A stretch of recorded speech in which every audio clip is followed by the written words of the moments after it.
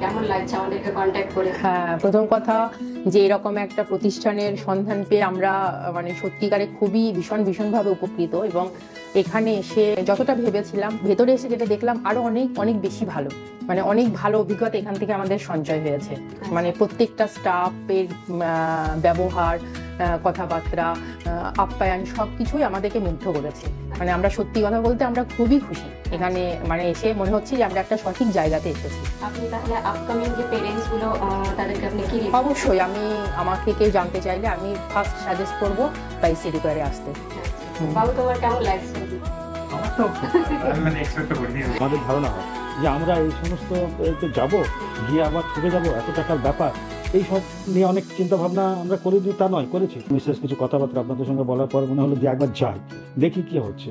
এসে সত্যি আমরা মুগ্ধ হয়েছি, অবাক হয়েছি যে হ্যাঁ, এবং আপনাদের এই পরিকাঠামো দেখে আমরা সত্যি আপ্লুত।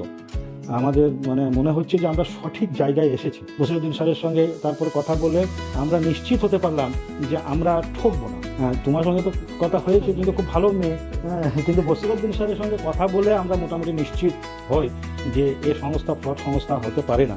এবং আমরা সেই জন্যই তার পরেই আমরা এখানে আমাদের কাউন্সিলিংয়ের যাতে সব কিছু ব্যবস্থা হয় সেই ব্যবস্থা আমরা করি। এবং এখন তো আপনার হ্যাঁ